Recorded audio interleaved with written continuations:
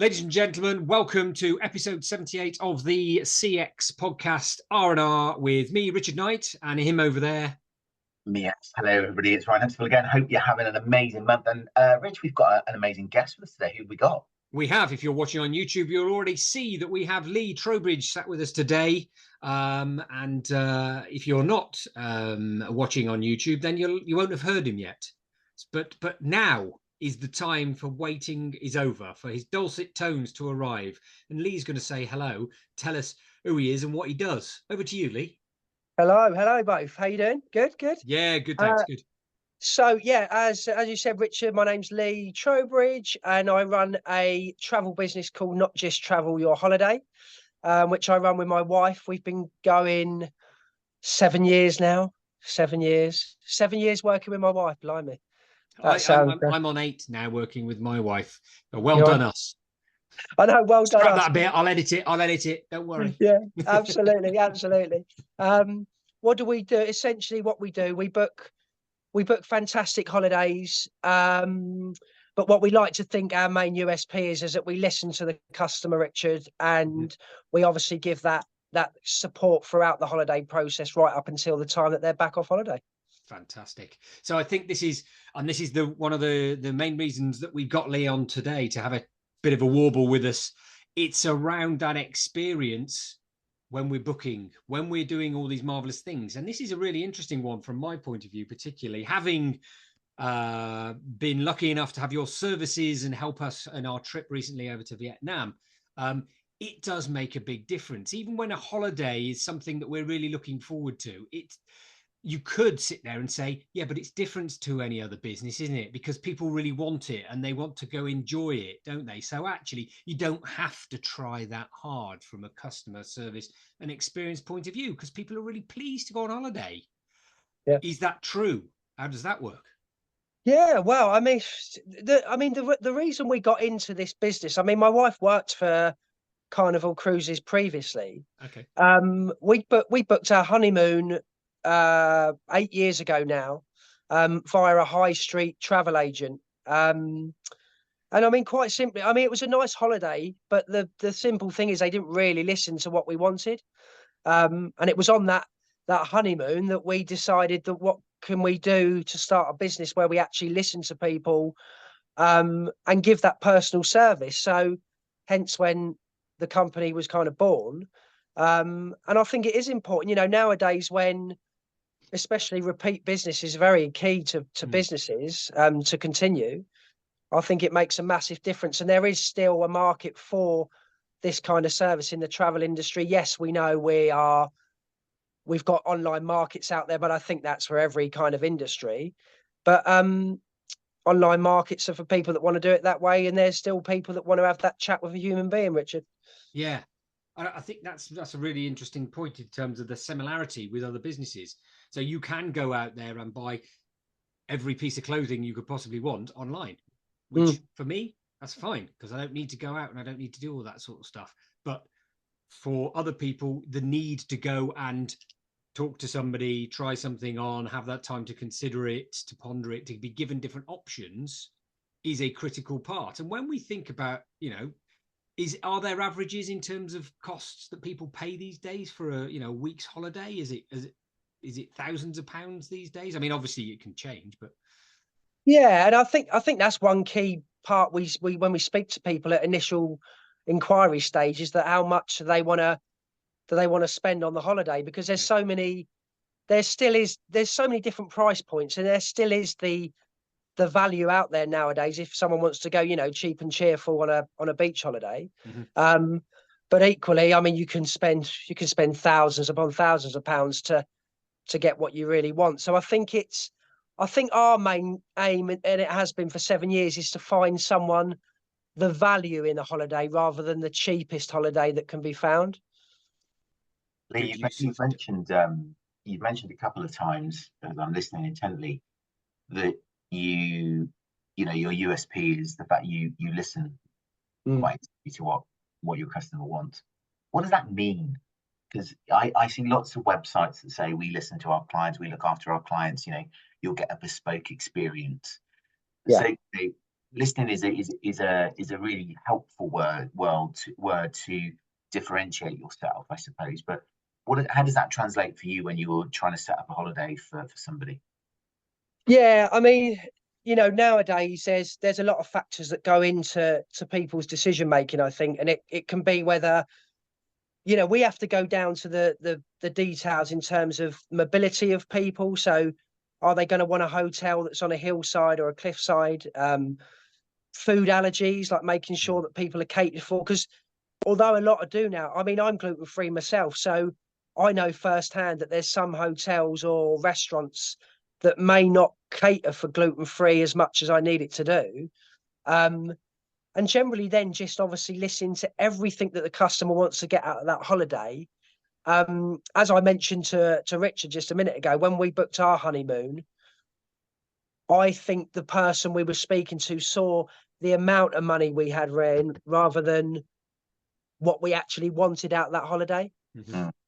And sometimes people come to us with an ideal spend, and they may end up spending over that because what they actually want is beyond what is obviously their ideal spend. But it's about educating that person as well as to what is out there, and I think that's just part of the process. And then obviously off the back of that, actually profiling the customer so that next time they come to me, I've built up obviously a rapport with that customer and a customer profile that I know exactly what they want from a holiday. So the point you were making around building this rapport, that's a really interesting point, because when we talk to a lot of our clients, and I know Rich will identify with this, when we're brought in as consultants to help businesses with their client listening or with their CX programs, actually we have a really strict process that we take clients through to really help us understand how we can help them. So do you have a formal process that you take clients through? Do you have a checklist? What do you do to make sure you cover all the bases? Yeah, so we have kind of have a CRM system, and that will have a variation of different questions on there, and we'll go through that. It is a tick box exercise, but obviously when we have the chat with the customer, it's a lot more fluid than a tick box exercise. And do you know what you often find as well during conversation? You'll say things that will trigger the customer into thinking, oh, we actually need that. And it will obviously make me think as well that, okay, they said they need this. Sometimes we get customers to come in that say, we're looking at this hotel because it seems to tick all our boxes. Obviously, if I've sent someone there before and I'm listening to the conversation, I kind of might think, I'm not really sure if this is for you. So it's then again, going through that process of giving our first-hand knowledge to relay back to the customer. I think that works. That's really interesting in terms of that experience that you have as well, and this goes across any business once again. In terms of being able to use that expertise, but using it when the questions have been asked or the conversations are being had, rather than immediately, well, you want this, you want that, you want the other, because I know better. So there is a real difference between the two, isn't there? And in terms of the way we interacted with you, I know Lucy was organising it, who runs Insight 6 with me, and the toing and froing in terms of, well, what about this, what about that, and it was the amount of time as well that was spent in that listening, because I think it may come across quite a bit that sometimes people listen but don't actually hear. They pretend to do the listening thing.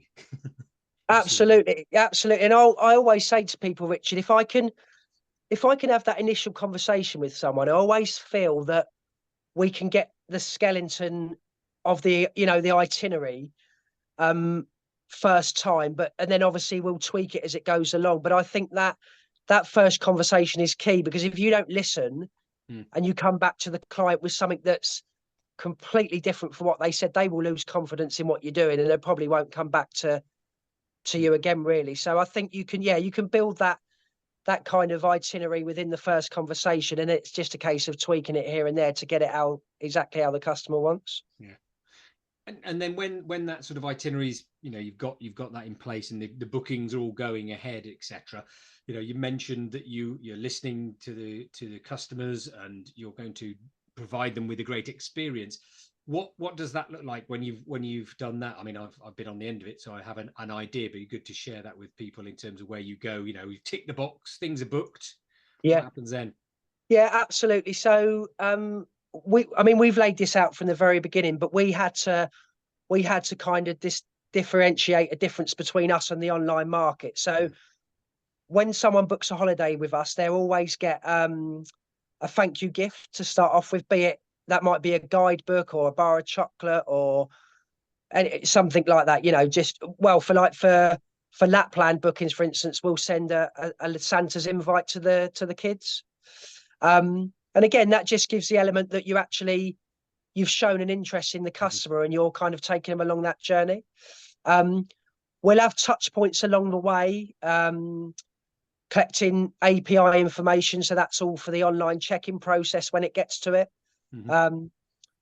We introduced, and I think you experienced this, and again, it's an ongoing process, but we introduced an outsourced concierge service. Would have been about a year and a half ago now. And that really was just to take the pressure off me and Louise, because we'd set the standards of that customer service. But then, I mean, in the summer months, we'll have like 45, 50 bookings going away in the summer, and it's impossible to manage. And, you know, honestly, like the concierge service is great for us. It's always trying to improve it though, Richard, because obviously if you're giving that part of the business to someone else, it's like anything. I especially me, I'm protective of looking after that customer journey. So that's always evolving. But that, I think if we can get it to a place where we need it to be, it's just getting through that little, you know, kind of grunt work at the early stages. As I say, we do the online check-in for customers. We always have a point of contact for customers, Richard. So when people go away, I'll set up a WhatsApp chat with the customers so they can ask any questions they've got, if they've got any issues. Because look, we deal in a world now where there's going to be issues along the way, but I think it's how you deal with those issues. And you can still obviously come out of that in a good light, rather than just, again, not knocking the online market for travel, but it's very hard to get hold of someone if you've booked for an online company. You're kind of one of a massive number of people there to try and get through. So yeah, that's generally and there's, as I say, there's touch points along the way. And it's generally just being there throughout that process before they go away for any questions they've got as well. We'll contact all the hotels before customers get to resort. I mean, that's for two reasons. Firstly, to make sure the reservation is there, because there is the odd occasion where there has been a miscommunication via supplier and hotel. So you want to make sure that that's in place. And also just to tell them that customers are coming, and obviously to put something nice in the room on arrival and things like that. Yeah. And you know, it's those little things that make the difference. You know, a piece of paper in the room saying, welcome, hope you enjoy your stay at this hotel. It does, it makes a difference. And the WhatsApp group piece is really a really nice little touch. Really simple to do though, isn't it? It's not very simple. We're not talking technology, AI, wow, you know, going to get a robot to come and do everything with you. It's a really simple piece of communication, which I think a lot of people forget about. Sorry, Ryan, were you going to say something then? No, I was just going to ask a further question. So again, listening intently, Lee, obviously Rich has been lucky enough to experience the experience you provide.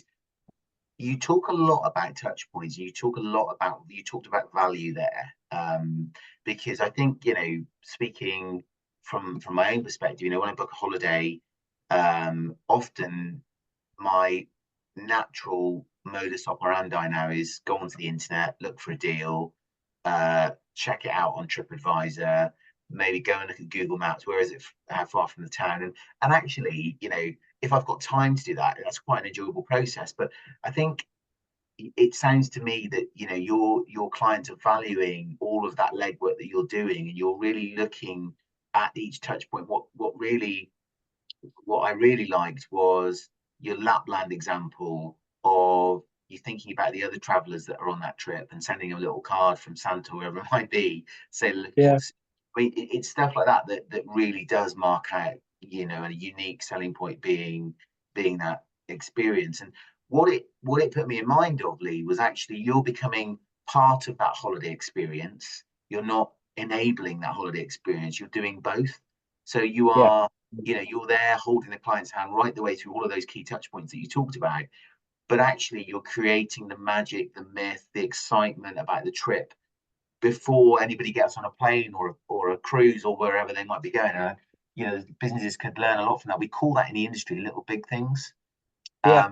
Little big things is so important for businesses that want to differentiate themselves, because it is those small memory making things that people will remember, and that is what drives the recommendation. And the fact Richard's brought you onto a podcast about client experience today, clearly you've left an impression on himself and Lucy, which takes some doing, believe you me. The man is like stone. Look, Yeah, wait, oi. So well done, Lee. Lee, Well done. we've done many of these. We've done many of these episodes, and every time we have one of these, he just goes on a moan fest about various holiday companies and stuff like that. Well, so actually, he's one of the toughest customers ever. That's true. Yes, I do. You're correct. But I have got big love for Jet2, who I think do a great job at that mass-produced travel and really understand those touch points. You get to the airport, it's a sea of red. They welcome you in. They help you put your bag on the scale, and we know why they do that. They want to get you through quickly so that the flight's not delayed. It's a master stroke. So actually, the money they're investing in getting people, in labour to get people through, is saving them a fortune on fees for the airport, for the airplanes being late. So look, I there are some mass travel companies that do it well, but I think what you seem to be offering is something much more bespoke. And you said it at the beginning, Lee, you do that because you listen. Yeah, I think what you said there as well, Rhian, like Jet2 is a great example. I mean, through COVID, Jet2 were probably one of the best suppliers for us in terms of the package holiday suppliers to deal with. And obviously through COVID, like we all did, we needed to have faith in our suppliers during that period. But Jet2 are actually flying out of Bournemouth next year, starting to fly. So that'll be a good one for customers in that area as well. But yeah, it's just look, a holiday at the end of I feel in a fortunate position now, 7 years in, that a holiday is something that everyone looks forward to, right? We work hard, everyone works hard, and they look for that 1 or 2 weeks away to kind of relax and enjoy themselves. So I feel I'm already at an advantage when I speak to a customer, because it's a nice thing to speak about. If I can then go along on that journey with them and get them even more excited, then happy days for me, really. And in terms of to Ryan's point about Jet2, they should be paying us. Maybe they should sponsor this, because we've Maybe they could, yeah. so much. Bloody hell. We'll tag him into this one this time. See whether we can get some dosh out of them. Who are the other operators or suppliers that you come across where you think, that's good, I don't have to worry about it? Are there people like that? Yeah, absolutely. Now, it's a good question, actually, because again, during COVID, it was key for us to know which suppliers we could trust, Richard, because ultimately we wanted to get people's money back if their holiday was cancelled. We wanted that we wanted that flexibility during COVID, because it was an ever-changing world. So what you booked one week might have been on the red list the next week, knowing what happened. So I would say Jet2 were a great example in the package holidays, but it's probably some of the more unknown suppliers that you may have not heard of. So we've got a supplier called Jet Set, but they're trade only, completely trade only. So they don't deal with the general public. Yeah. So as you can imagine, with a company like that, if they kind of pay off the agent, so to speak, then that's their main core business gone. Excuse me. But there's loads of examples, through COVID. There's lots of other suppliers out there. Keone were another one that were good. Emirates Holidays were good. Yeah, great. And was that just what were the key things that were coming through as good, as it were? Is it the speed of communication? Is it they do what they say they're going to do? All of those sort of things, because that's otherwise it's it's just that sort of feeling of they were okay, but if you know, there's some what are those tangibles? Because people listening, if they're running a business, doesn't matter what it is, what are the key things that they might be able to sort of copy in? And if you are going to fall over and cough, please do carry on, but fall over silently. Sorry, yeah. No. Sorry, yeah. Just no, okay? I think yeah, 2 seconds. Let me just. We got he's just having, for those listening on the podcast, he's just having a little coughing fit. So he is quietly dying. He'll be back now. This is I don't look my best. This is a consequence of going on back-to-back cruises over the last 2 or 3 weeks. You know, different country. I can hear the violins are playing. The violins are playing. We were all worried about you then, Lee, and then you that was it. We're like, we're not now. Cough away, Lee. I know, So, exactly. What is it those suppliers do? Is it speed of communication? Is it effective pricing? Is it what's the key for you? Yeah, I would say so. Speed of communication, having that trust that if things do go wrong in resort or pre-departure, that they're there for you. I mean, I'll give a quick example actually of recently. It was a situation that turned into a really good one, but I had a big group booking for a corporate company. They had flights booked with us. And it was an incentive trip. So what they wanted to do is change names up to a certain date before departure. Now, the supplier told me that we could change names up to, I think it was like 72 hours before, which wasn't actually the case. So they'd miscommunicated, but I'll get to the point what happened. They said the only way then, customers wanted to then change a couple of names about 24 hours before departure. The only way we could do it was book new flights for the new customers coming on rather than changing the names on the current booking. So that, I think, cost them about £1,500 to do. So there were new flights. At that point, I did a little bit more digging into it and found that we could have actually changed the existing names on the booking for a small admin fee. And then obviously we had a little bit of a situation with the customer because they were then aware of this. I went back to the supplier and within half hour, they'd kind of held their hands up and said, look, we did make a mistake. We got the wrong T's and C's. So they actually covered the cost of the flights that we'd booked. And, you know, the mistake had been made, which they held their hands up for. But I think it was a genuine mistake. They weren't trying to do anything underhand. They got the wrong T's and C's from what they'd seen. And they actually covered that cost. That allowed me to go back to the client then and say, look, it's all sorted. And to be honest, I didn't really know much else about that kind of incident then around it. But I think, you know, it's look, we all make mistakes. It's then that having that honesty or hands up. You know, I've made mistakes in the past when sometimes I've had to say, look, I'll sort this for you. But that's what it's about really for us. So. Yeah. No, and I think that goes across. Well, we talk about that a lot in terms of these podcasts. You know, things are never going to be 100% correct. There's always going to be something that's wrong. As long as you can put your hand up, give it the old, yeah, we did it. How do we avoid it for next time? And then move on and provide some sort of response to the issue. So I think that's a great example. So yeah, thanks for that. So moving through to, you mentioned you've been on back-to-back cruises. So presumably you have to go.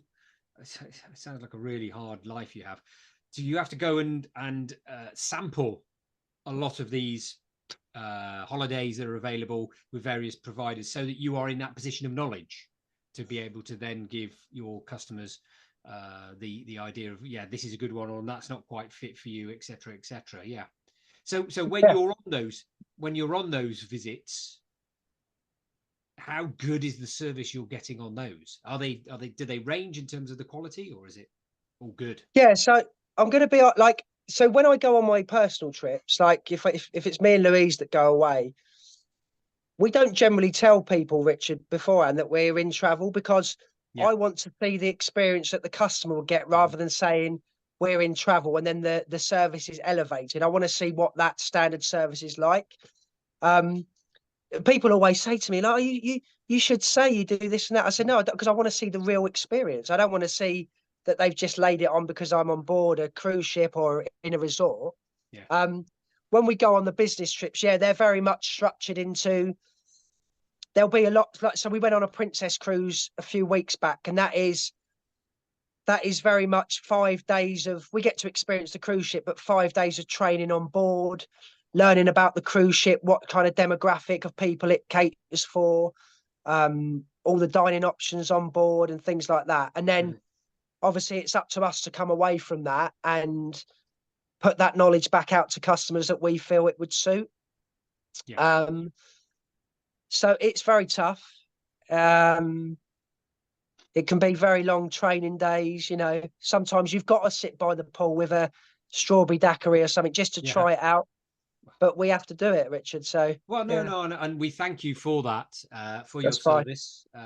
Yeah, It's all about the experience, Lee. You know, that's it. Hats off to you. Yeah, that's it. And I pick up a few little colds along the way, but it's, you know, that's all part of it, I guess. Yeah. Yeah. No, I say that you know, that's really interesting, because I don't think many people, when they're booking through agents or whatever it is, understand that knowledge piece. And that's another differentiator, because generally, and I was speaking to the other day. Oh, I done a mystery report for a client, and the researcher had gone to this client, and they had to pay to go in. There was no pricing on around the counter area. They actually didn't know how much they'd spent. They then had to rectify it later on when the customer, or one of our researchers, actually told the person behind the counter that they'd got it wrong, because they went into their website and looked at the pricing and it was different to what they'd got on their receipt, etc., etc. So that lack of knowledge by that person in that organization really did impact the experience that they were having. Now, I'm not saying that everybody has to know everything about everything. Of course we don't, because there's places you can find knowledge, but it's also being able to manage how you communicate that. And as long, and if you do have that knowledge, you're then sharing something that's going to put people at ease. I presume it's going to make them a little bit more comfortable with your suggestions. So do your customers appreciate that?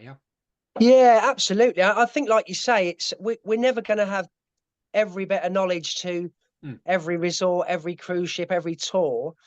But I also think, and I've said this to people in the past, but if you build up relationships with suppliers at different cruise lines or different resorts, they're gonna give you the knowledge back. That's one of the key things. I mean, the cruise we went on last week, that was a personal cruise for me and Louise, but one of the ports was Corfu, and there's a couple of hotels. It's a chain of hotels, and two of them are in Corfu.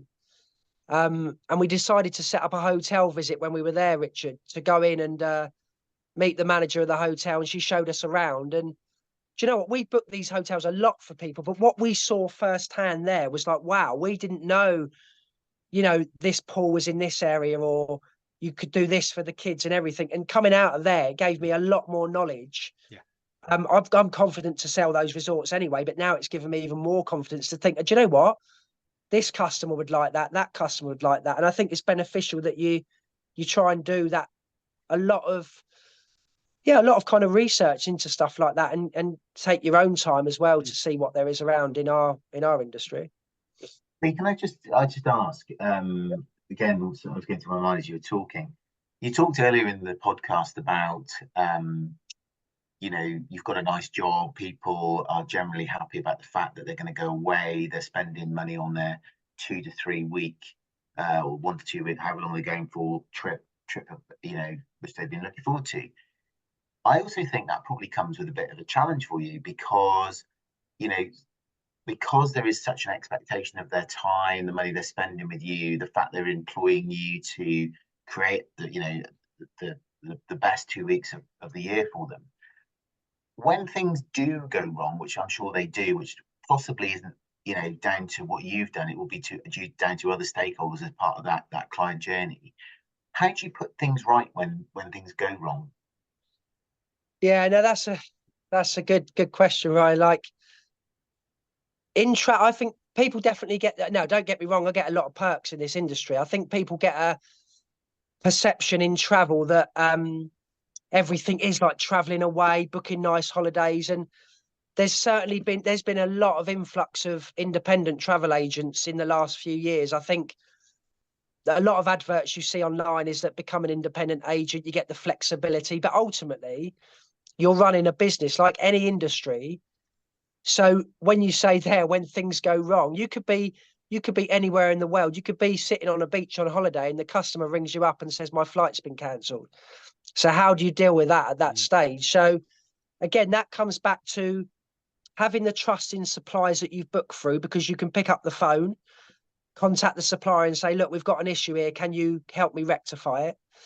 And generally, I think just giving that customer the confidence as well, that they know that things are being looked after. I think it's very important nowadays. I mean, where we're based here in Stubbington Village, the main demographic of customers we get through here is more of I'd say the 60s and upwards. It's more of a retirement village.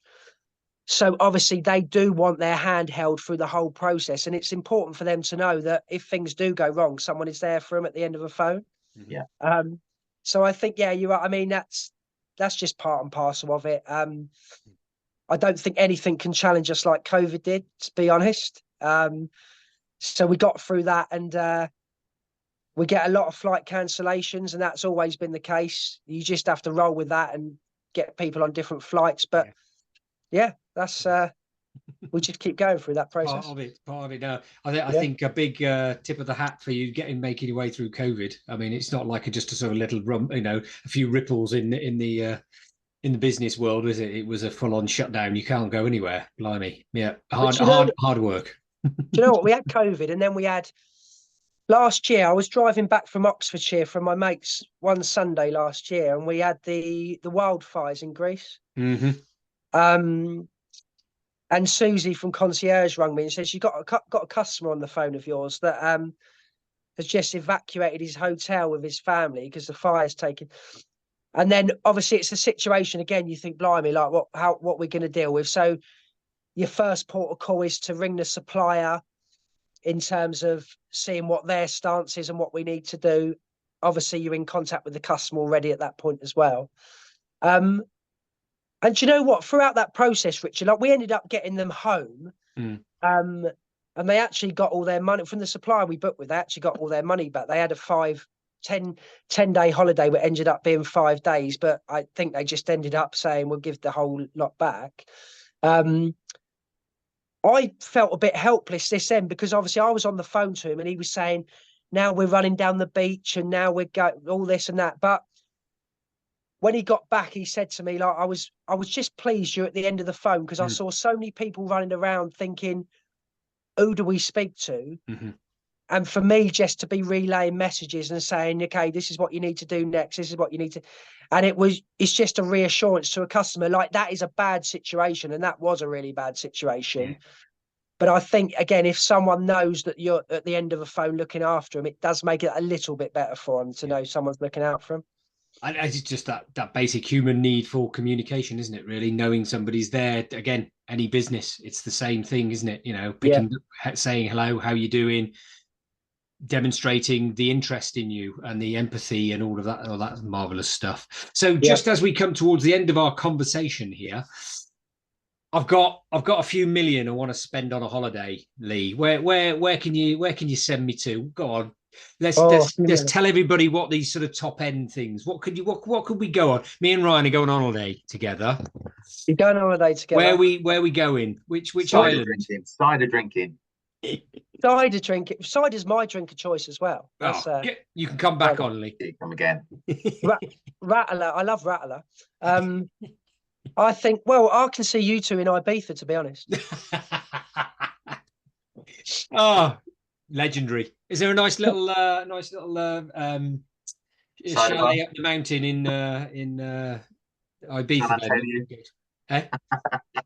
Definitely. Absolutely, yeah. Absolutely. It's been an absolute pleasure talking to you, Lee. Where can people just remind us of you and your surname and your company? We want to give you a big shout out. Yeah, sure. So it's Lee and Louise Trowbridge, Not Just Travel Your Holiday. Website address is yourholiday.notjusttravel.com.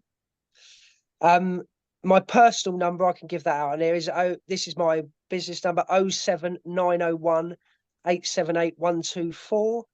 And my email address is lee.trowbridge@notjusttravel.com. That's Trowbridge is in the town as well. Everyone leaves the R out and puts Towbridge. I always had that at school. So yeah. Mind you, I don't live too far from Trowbridge, so it always seems a bit odd. Yeah, it's fairly obvious, but fantastic. And on the video, people will have in YouTube, you'll have seen it all come along the bottom of the screen anyway. So you know, you can take it from there. And if you're listening on the podcast, go back to your podcast channel and you will see all of that information in the blurb about this episode as well. Fantastic. Well, I think I need to go away and book a holiday now because I'm all the excitement. Lee, thanks ever so much. And it's goodbye from me. It's goodbye from me. And it's goodbye from Lee. Thanks very much.